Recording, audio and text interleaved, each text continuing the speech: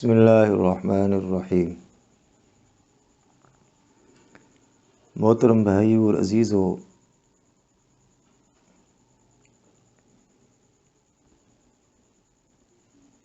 بات یہ چل رہی تھی کہ دنیا کی محبت بہت بڑی بیماری ہے، بہت بڑا مرض ہے،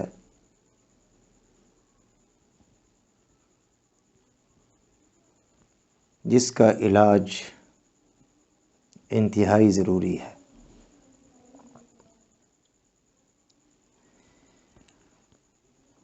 دنیا کی محبت کے نقصانات اتنے زیادہ ہیں کہ ان کو شمار کرنا بھی دشوار ہے۔ دنیا کی محبت کے نقصانات میں سے ایک نقصان یہ ہے کہ جس آدمی کو دنیا کے ساتھ محبت ہوتی ہے، اللہ تبارک و تعالی اس کی دعائیں قبول نہیں فرماتے۔ وہ دعائیں کرتا ہے، التجائیں کرتا ہے، اللہ عز و جل کے سامنے گڑ گڑاتا ہے، لیکن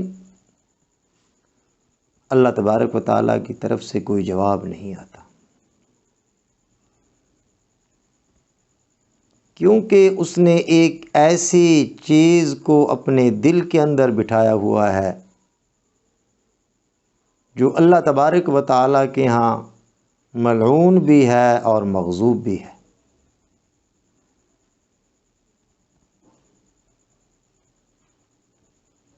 اور وہ اپنی مغفرت طلب کرتا ہے، بخشش مانگتا ہے، لیکن اللہ عز و جل کی طرف سے اس کی بخشش اور مغفرت نہیں کی جاتی۔ امام غزالی رحمہ اللہ تعالیٰ نے اس پر اپنی کتاب احیاء العلوم کے اندر ایک روایت نقل کی ہے کہ اللہ عز و جل نے حضرت موسیٰ علیہ السلام پر وحی نازل فرمائی کہ اے موسیٰ، دنیا سے محبت نہ کرنا، ورنہ اس سے بڑا گناہ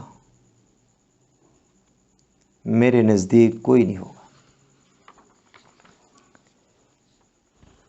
سیدنا موسیٰ علیہ السلام ایک شخص کے پاس سے گزرے اور وہ آدمی اللہ تبارک و تعالیٰ کے ہاں آہوزاری کر رہے تھے، اللہ تبارک و تعالیٰ کے سامنے رو رہے تھے، گڑ گڑا رہے تھے، دعائیں کر رہے تھے، اللہ میری بخشش فرما، اللہ میری مغفرت فرما۔ محترم دوستو، کچھ وقت کے بعد موسیٰ علیہ السلام واپس آئے تو پھر بھی وہ آدمی اللہ کے سامنے گڑ گڑا رہا تھا، رو رہا تھا، اللہ سے اپنی مغفرت کا طالب تھا۔ سیدنا موسیٰ علیہ السلام کو اس پر ترس آیا اور اللہ کے حضور عرض کی کہ اللہ، یہ تیرا بندہ ہے اور خوف سے رو رہا ہے۔ اللہ عز و جل کی طرف سے جواب آیا، اے ابن عمران، اگر یہ شخص آنسوؤں کے ساتھ ابھی تو یہ آنسو نکال رہا ہے اور اپنی آنکھوں سے پانی نکال رہا ہے، اگر بالفرض والمحال یہ شخص آنسوؤں کے ساتھ اپنا مغز بھی بہا دے یا اتنی دیر تک ہاتھ اٹھائے رکھے اور دعائیں مانگتا رہے کہ اس کی کمر شل ہو جائے، تب بھی میں اس کی مغفرت نہیں کروں گا، کیونکہ یہ دنیا کی محبت میں مبتلا ہے۔ تو محترم دوستو، اس روایت سے معلوم ہوا کہ دنیا کی محبت اللہ تبارک و تعالیٰ کے ہاں کتنا ناپسندیدہ عمل ہے کہ انسان کی دعاؤں کے قبول ہونے کے اندر رکاوٹ ہے۔ اللہ تبارک و تعالیٰ اس بندے کی طرف توجہ ہی نہیں کرتے جس انسان کے دل کے اندر دنیا کی محبت ہے۔ اللہ تبارک و تعالیٰ کی محبت کم ہے اور دنیا کی محبت زیادہ ہے۔ حقیقت یہ ہے کہ جب ایک انسان اس بات کو برداشت نہیں کرتا تو اللہ تبارک و تعالیٰ کیسے برداشت کر سکتے ہیں؟ یہ ایک فطری چیز ہے۔ اس پر ایک لطیفہ بھی عرض کر دوں کہ ایک نوجوان تھا، بندہ تھا، اس کو کسی عورت کے ساتھ عشق مجازی لگ گیا۔ حقیقت میں تو اس کو محبت نہیں تھی، حقیقت میں تو وہ اس کا عاشق نہیں تھا، لیکن عارضی طور پہ اس کے عشق کے اندر مبتلا ہو گیا۔ اب اس عورت نے اس کو سمجھانا چاہا، اس کا علاج کرنا چاہا۔ اب جب اس نے اس کا پیچھا کیا اور پیچھا کرتے کرتے اس کے قریب ہو گیا تو اس عورت نے پوچھا کہ آپ میرا پیچھا کیوں کر رہے ہیں؟ آپ میرے پیچھے کیوں آ رہے ہیں؟ تو نوجوان کہنے لگا کہ مجھے آپ سے محبت ہے، میں آپ کے عشق کے اندر پاگل ہو گیا ہوں۔ تو اس نے اس کو سمجھانے کے لیے اور حقیقت کو کھولنے کے لیے اس نے کہا کہ دیکھو، پیچھے مڑ کر دیکھو، میری بہن آ رہی ہے اور وہ مجھ سے زیادہ حسین ہے۔ جب اس نے کہا کہ وہ مجھ سے زیادہ حسین ہے تو اس نے پیچھے مڑ کر دیکھا۔ جو ہی اس نے پیچھے مڑ کر دیکھا تو اس نے اس کے منہ کے اوپر تماچا مارا۔ جب اس نے پیچھے مڑ کر دیکھا نوجوان نے تو اس عورت نے اس کے منہ کے اوپر تماچا مارا اور کہنے لگی کہ یہ ہے آپ کی محبت، اگر آپ کو میرے ساتھ محبت ہوتی اور میرے ساتھ تعلق ہوتا تو آپ کبھی بھی دوسری طرف منہ کر کے نہ دیکھتے۔ یہ تیرے محبت نہ ہونے کی دلیل ہے کہ تو نے دوسرے کی طرف دیکھا ہے۔ تو محترم دوستو، اسی طریقے سے جب انسان کو اللہ تبارک و تعالیٰ کے ساتھ محبت ہوتی ہے تو وہ ساری چیزوں کو اللہ کی محبت پر قربان کرتا ہے، اور جب انسان کو دنیا کے ساتھ محبت ہوتی ہے تو پھر وہ اللہ تبارک و تعالیٰ کی محبت کو دنیاوی چیزوں کے اوپر قربان کرتا ہے۔ تو اس روایت سے یہ معلوم ہوا کہ ہماری مغفرت، ہماری بخشش کے اندر جو چیز رکاوٹ ہے اور جو ہماری دعائیں قبول نہیں ہوتیں، ان کے اندر اور بہت ساری چیزیں رکاوٹ ہوں گی۔ ان میں سے ایک بہت بڑی جو رکاوٹ ہے وہ دنیا کی محبت ہے۔ محترم دوستو، دنیا کی محبت یہ سم قاتل ہے، یہ زہر ہے۔ ہمیں اس کا پتہ نہیں ہے، لیکن جن کو اللہ تبارک و تعالیٰ نے آنکھیں دی ہیں اور وہ بصیرت عطا فرمائی ہے، ان کو اس کا اندازہ خوب ہے کہ آج دنیا کے اندر کس طرح یہ زہر پھیلا ہوا ہے اور کس طرح فساد آ رہا ہے۔ حقیقت یہ ہے کہ بسا اوقات ایسے واقعات ہمارے سامنے آ جاتے ہیں، مثالیں آ جاتی ہیں جن سے بات سمجھنا آسان ہو جاتی ہے۔ اس کے اوپر ایک حکایت آپ کے سامنے، ایک واقعہ مختصر کر کے نقل کرتا ہوں۔ سیدنا عیسیٰ علیہ السلام سفر پر تھے، اور وہ ایک فقیرانہ، ایک درویشانہ زندگی گزارنے والے پیغمبر تھے۔ تو ایک بندے نے کہا کہ میں بھی آپ کے ساتھ رہنا چاہتا ہوں، میں بھی آپ کی معیت میں وقت گزارنا چاہتا ہوں۔ عیسیٰ علیہ السلام نے فرمایا ٹھیک ہے۔ سیدنا عیسیٰ علیہ السلام نے اپنے سفر خرچ لیا، تھوڑا سا کھانا لیا اور سفر شروع کیا۔ چلتے چلتے وہ بھوک نے ستایا، پیاس نے ستایا، راستے کے اندر ایک نہر آ گئی۔ نہر کے اوپر کسی سایہ دار درخت کے نیچے بیٹھ گئے اور کھانا کھانا شروع کیا۔ 3 روٹیاں تھیں۔ ایک روٹی سیدنا عیسیٰ علیہ السلام نے کھا لی، اور دوسری روٹی اس ساتھ والے ہم سفر نے کھا لی۔ ایک روٹی باقی تھی۔ سیدنا عیسیٰ علیہ السلام اٹھے اور نہر پر پانی پینے کے لیے گئے۔ جب پانی پی کر واپس آئے تو وہ تیسری روٹی غائب تھی، تیسری روٹی نہیں تھی۔ سیدنا عیسیٰ علیہ السلام نے اس سے پوچھا کہ بھائی وہ تیسری روٹی کو کیا ہوا، وہ کہاں گئی؟ اس نے کہا واللہ باللہ مجھے کوئی پتہ نہیں ہے۔ چلو ٹھیک ہے، سفر آگے شروع ہوا۔ پھر بھوک نے ستایا۔ سیدنا عیسیٰ علیہ السلام کی نظر ایک ہرنی کے اوپر پڑی، اس کے ساتھ 2 بچے تھے۔ اس نے ایک بچے کو ذبح کیا، ذبح کر کے اس کا گوشت بنایا، اور گوشت بنانے کے بعد اس کو پکایا، بھونا اور اس کو سیر ہو کر کھایا۔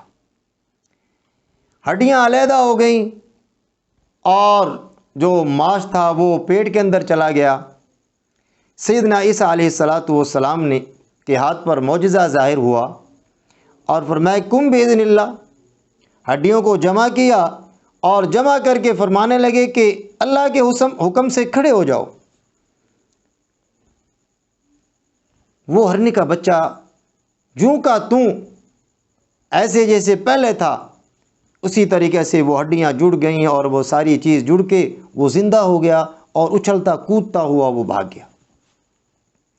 سیدنا عیسیٰ علیہ السلام نے فرمایا کہ تجھے قسم ہے اس ذات کی جس نے ہمیں یہ گوشت کھلایا اور پھر اس مردہ بچے کو زندہ کیا، آپ بتائیں کہ وہ تیسری روٹی کہاں ہے؟ اس نے پھر یہی کہا کہ مجھے پتہ نہیں ہے، مجھے کیا پتہ اس کا وہ کہاں ہے۔ سیدنا عیسیٰ علیہ السلام نے پھر سفر شروع کیا۔ راستے کے اندر ایک دریا آ گیا۔ اب دریا کو عبور کرنا، دریا سے گزرنا ایک بڑا مسئلہ تھا، کشتی وغیرہ کوئی نہیں تھی۔ سیدنا عیسیٰ علیہ السلام نے اس کا ہاتھ پکڑا اور ہاتھ پکڑ کر دریا سے ایسے دریا کے اندر داخل ہوئے، اور ایسے ہی دریا سے خود بھی پار ہو گئے اور اس کو بھی دریا سے پار کیا۔ پھر ان سے پوچھا کہ آپ کو قسم ہے اس ذات پاک کی جس نے ہمیں اس دریا کے اندر راستہ عطا فرمایا اور ہماری اس پانی سے حفاظت فرمائی، آپ بتائیں کہ وہ تیسری روٹی کہاں ہے؟ اس نے پھر کہا کہ اللہ کی قسم مجھے تو پتہ نہیں ہے اس تیسری روٹی کا۔ پھر سفر شروع ہو گیا۔ سفر کرتے کرتے سیدنا عیسیٰ علیہ السلام کی نظر ایک ریت کے ٹیلے کے اوپر پڑی۔ وہاں کچھ روڑے اور کچھ اینٹیں، کچھ پتھر، اس طرح کی چیزیں تھیں۔ اللہ تبارک و تعالیٰ سے دعا فرمائی، اللہ اس سارے پتھروں کو اور اینٹوں کو، روڑوں کو اللہ سونا بنا دے۔ اللہ عز و جل نے سیدنا عیسیٰ علیہ السلام کی دعا کو قبول فرمایا، اور وہ پتھر اور اینٹیں، وہ ساری جو ریت کا تودا تھا اور ٹبا تھا وہ سونا بن گیا۔ اب سیدنا عیسیٰ علیہ السلام نے فرمایا کہ اب ہم اس کے 3 حصے کرتے ہیں۔ اس سونے کے 3 حصے کیے گئے اور فرمایا کہ ایک حصہ میرا ہے اور ایک حصہ آپ کا ہے اور یہ تیسرا حصہ اس بندے کا ہے جس نے تیسری روٹی کھائی ہے۔ اب دیکھیں دنیا کی محبت کیا گل کھلاتی ہے، دنیا کی محبت کس طریقے سے انسان کے ایمان کو بھی ضائع کرتی ہے، انسان کی عزت کو بھی برباد کرتی ہے، انسان کے جسم کی بھی دشمن ہے۔ تو جب عیسیٰ علیہ السلام نے فرمایا کہ ایک حصہ میرا ہو گیا، ایک آپ کا ہو گیا اور تیسرا حصہ اس کا جس نے تیسری روٹی کھائی ہے، تو اس نے جلدی سے کہا کہ وہ تو میں نے کھائی تھی۔ پہلے کہہ رہا تھا، قسمیں اٹھا رہا تھا کہ مجھے پتہ نہیں ہے، میں نے نہیں کھائی، لیکن جب مال سامنے آ گیا، جب دنیا سامنے آ گئی، تو پھر اپنے پاؤں پر ہی اپنے بیان سے بدل دیا، آج کل کی زبان کے اندر یو ٹرن لے لیا اور کہنے لگا کہ وہ تو میں نے کھائی تھی۔ سیدنا عیسیٰ علیہ السلام نے فرمایا کہ اچھا ٹھیک ہے، میری آج کے بعد میری اور آپ کی راہیں جدا ہیں، آپ میرے ساتھ نہیں رہ سکتے، یہ میرا حصہ بھی آپ لیں اور اپنا حصہ بھی لیں اور یہ تیسرا حصہ، یہ سارا کا سارا سونے کا پہاڑ یہ تیرا ہے۔ عیسیٰ علیہ السلام وہاں سے چلے گئے اور وہ اب اس کے اوپر سانپ بن کر بیٹھ گیا، نہ تو اس کو اٹھا سکتا ہے، نہ لے جا سکتا ہے، نہ اس کو چھوڑ سکتا ہے۔ اسی پریشانی کے اندر ہے کہ اتنا سونا ہے، اتنا مال ہے، اتنی دولت ہے، اس کو لے جاؤں تو کیسے لے جاؤں، اگر اس کو یہاں چھوڑوں تو کیسے چھوڑوں۔ اسی فکر کے اندر تھا، اسی سوچ و بچار کے اندر تھا کہ اچانک 2 ڈاکو نمودار ہوئے اور 2 بندے آ گئے۔ انہوں نے دیکھا کہ آدمی اکیلا ہے اور بہت سارا مال و دولت اور سونا اس کے ارد گرد ڈھیر لگے ہوئے ہیں، کیوں نہ اس کو قتل کر دیں اور یہ سارا سونا اور مال اس کو لوٹ کر لے جائیں۔ جو ہی انہوں نے اس کو قتل کرنے کا ارادہ کیا تو اس نے کہا کہ آپ مجھے قتل نہ کریں، 2 آپ ہیں، ایک میں ہوں، تو ہم اس کو 3 پر تقسیم کر لیتے ہیں، اس کے 3 حصے کر لیتے ہیں اور اس کو تقسیم کر لیتے ہیں۔ لیکن میں تو یہاں بہت کافی وقت سے بیٹھا ہوا ہوں، مجھے تو بھوک لگی ہوئی ہے، ایسا کرتے ہیں کہ ہم میں سے ایک آدمی قریب ہی بستی ہے، شہر ہے، وہاں سے جا کر کھانا لے کے آئے، پھر اکٹھے بیٹھ کے کھانا کھائیں گے، اس کے بعد اس کو تقسیم کریں گے اور اپنے اپنے گھر چلے جائیں گے۔ ان کا بات بالکل ٹھیک ہے۔ اب ایک بندے کو کھانا لینے کے لیے بھیج دیا۔ اب چونکہ تینوں کے اندر دنیا کی محبت تھی، پہلا جو بندہ تھا اس کے اندر بھی دنیا کی محبت تھی اور جو بعد میں 2 آئے تھے وہ بھی دنیا کے بندے تھے، ان کے اندر بھی دنیا کی محبت تھی، لیکن اس دنیا کی محبت نے ان کو کیا دیا، یہ بات ہے اصل سننے کی۔ جب ایک بندے کو انہوں نے کھانا لینے کے لیے بھیجا تو اب وہ سوچتا جا رہا ہے کہ کس طریقے سے یہ سارا کا سارا مال میں ہڑپ کر جاؤں۔ اب وہ یہی سوچ رہا ہے، کوئی ایسی ترکیب بنانی چاہیے، کوئی ایسا راستہ نکالنا چاہیے کہ سارا کا مالک میں بن جاؤں، سارا کا سارا مال میرے قبضے کے اندر آ جائے۔ اور وہ 2 جو وہاں بیٹھے ہوئے ہیں وہ یہ مشورہ کر رہے ہیں کہ کس طریقے سے ہم اس تیسرے سے جان چھڑائیں، بجائے اس کو تینوں کے اندر تقسیم کرنے سے ہم دونوں اس کو تقسیم کر لیں، ہمارے پاس زیادہ مال آ جائے گا۔ اب یہ اپنے داؤ کے اندر ہیں، وہ اپنے داؤ کے اندر ہے، اور وہ دنیا کی محبت ایسے ہی انسان کو گمراہ کرتی ہے، ایسے ہی انسان کو بیوقوف بناتی ہے۔ اب اس کی ذہن کے اندر یہ تدبیر آئی کہ کیوں نہ کھانے کے اندر زہر ملا دیا جائے۔ جب میں زہر ملاؤں گا تو کھانا کھائیں گے، وہ دونوں مر جائیں گے، اور اس مال اور دولت کا میں ہی اکیلا مالک بن جاؤں گا۔ اس نے اس کھانے کے اندر زہر ملایا اور کھانا لے کر آ گیا، لیکن اس کے آنے سے پہلے وہ جو دو تھے انہوں نے یہ مشورہ کیا کہ وہ جو ہی آئے گا تو ہم اس کو قتل کریں گے، اور پھر اس طریقے سے یہ مال ہم دو کے لیے رہ جائے گا۔ اب دونوں کا آپس کے اندر مشورہ ہو رہا ہے، تیسرے کا اپنا مشورہ ہو رہا ہے۔ تو محترم بھائیو، جب وہ کھانا لے کر آیا، ابھی اس نے کھانا رکھا ہی تھا اور آ کے ٹھہرا ہی تھا، انہوں نے فوراً اس کو قتل کر دیا، فوراً اس کو قتل کر دیا۔ اب وہ تو مر چکا بیچارہ۔ اب جب اس کو قتل کیا، بھوک تو لگی ہوئی تھی، اب وہ زہر آلود کھانا کھانے کے لیے بیٹھے، اور وہ کھانا جس کے اندر زہر ملا ہوا تھا وہ ان دونوں نے کھا لیا، اور وہ کھانا کھاتے ہی وہ دونوں بھی مر گئے۔ اب وہ تینوں کے تینوں کی لاش وہاں پڑی ہوئی ہے، اور اب جو ہے جنگل سے درندے آ رہے ہیں، پرندے آ رہے ہیں، اور گدھیں آ رہی ہیں، اور ان تینوں کی لاشوں کو خراب کر رہی ہیں، ان کو نوچ نوچ کر کھا رہی ہیں۔ سیدنا عیسیٰ علیہ السلام کا گزر کچھ دن کے بعد وہاں سے ہوا، تو وہ تینوں کی لاشیں بگڑی ہوئی تھیں، اور وہ سونا اور وہ مال دولت اسی طرح وہاں رکھا ہوا تھا۔ سیدنا عیسیٰ علیہ السلام نے افسوس کیا اور حیران رہے، اور کہا کہ یہ ہے دنیا کا انجام۔ جو آدمی دنیا سے محبت کرتا ہے اس کو یہ دنیا اسی طریقے سے قتل کرتی ہے، اسی طریقے سے رسوا کرتی ہے۔ آج ان کو نہ قبر ملی، آج ان کو نہ کفن ملا، آج ان کو نہ غسل دینے والا کوئی ہے۔ اس طریقے سے ان کو درندے اور چرندے اور یہ جانور کھا رہے ہیں۔ تو میرے محترم دوستو، یہ ہے دنیا کے ساتھ محبت کرنے کا انجام۔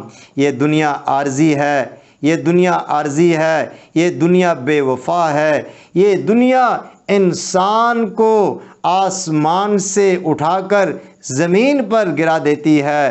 تو میرے محترم بھائیو، اب ہمیں اس کا علاج سوچنا چاہیے کہ اگر ہمارے دل کے اندر دنیا کی محبت ہے تو اس کا علاج کیا ہے، یہ کیسے ہمارے دل سے نکل سکتی ہے؟ تو اس کے دو علاج ہیں۔ ایک علاج تو یہ ہے کہ انسان یہ سوچے کہ مجھ سے پہلے جو دنیا دار لوگ گزرے ہیں ان کا انجام کیا ہوا ہے، ان کا اینڈ کیسا ہوا ہے؟ کیا جو دنیا کے سیاہ و سفید کے مالک تھے، کیا ان کو اس دنیا نے، مال نے، دولت نے بچا لیا؟ کیا ان کو عزت مل گئی؟ کیا یہ ان کے ساتھ چلی گئی؟ فرعون ہے، حامان ہے، قارون ہے، بڑے بڑے دنیا والے، دنیا دار گزرے ہیں، لیکن سب ذلت کے ساتھ ان کی موت آئی ہے، رسوائی کے ساتھ موت آئی ہے۔ تو جب یہ مال، یہ دولت ہمیں رسوائی اور ذلت سے نہیں بچا سکتا، تو پھر ایسی چیز کو اپنی دل کے اندر جگہ دینا، اور ایسی چیز کے اوپر اپنی جوانیوں کو لگانا، اپنی صلاحیتوں کو لگانا، اور اپنی استعداد کو لگانا، یہ کوئی عقل مندی کی بات نہیں ہے۔ جب آدمی یہ سوچے گا، بار بار سوچے گا، تو پھر اس کے دل سے دنیا کی محبت نکل جائے گی۔ دوسرا علاج اس کا یہ ہے کہ جو آدمی مال کماتا ہے، پیسہ کماتا ہے، کاروبار کرتا ہے، اس میں سے ایک متعین رقم طے کرے کہ میں نے اس میں سے اتنا فیصد اللہ کے راستے کے اندر خرچ کرنا ہے، میں نے مدرسے کے اندر اتنا خرچ کرنا ہے، اپنی پروفٹ کے حساب سے۔ کوئی ضروری نہیں ہے کہ لاکھوں خرچ کرے، روزانہ آدمی 10 روپے بھی خرچ کر سکتا ہے، روزانہ 20 روپے بھی خرچ کر سکتا ہے، 50 بھی کر سکتا ہے، 100 بھی کر سکتا ہے۔ جتنے آسانی سے وہ خرچ کر سکتا ہو اتنے پیسے روزانہ وہ خرچ کرے اور صدقہ کرے۔ اگر وہ کم کرتا ہے تو اس کی شکل یہ ہے کہ اس کو جمع کرتا رہے، ہفتے کے بعد یا مہینے کے بعد جب کچھ ہو جائیں تو ان کو کسی مدرسے کے اندر، کسی مسجد کے اندر، کسی یتیم، مسکین یا کسی غریب کے اوپر خرچ کر دے۔ جب وہ یہ دو عمل کرے گا تو انشاءاللہ آہستہ آہستہ آہستہ اس کے دل کے اندر سے یہ بیماری نکل جائے گی اور اس کا دل ٹھیک ہو جائے گا۔ اب یہ دنیا کے لیے باعث رحمت ہوگا، دنیا کے لیے یہ رحم کا ذریعہ ہوگا، دنیا کے اندر یہ خوشحالی کا ذریعہ ہوگا، دنیا کو یہ معاشرے کو سنوارنے کا ذریعہ بنے گا۔ اللہ تبارک و تعالیٰ سے دعا ہے اللہ تبارک و تعالیٰ ہمیں اس حب دنیا جیسی مہلک بیماری سے ہمیں محفوظ فرمائے، اور اگر ہمارے دل کے اندر یہ بیماری آ چکی ہے تو ہمیں اپنے علاج کی فکر کرنے کی توفیق نصیب فرمائے۔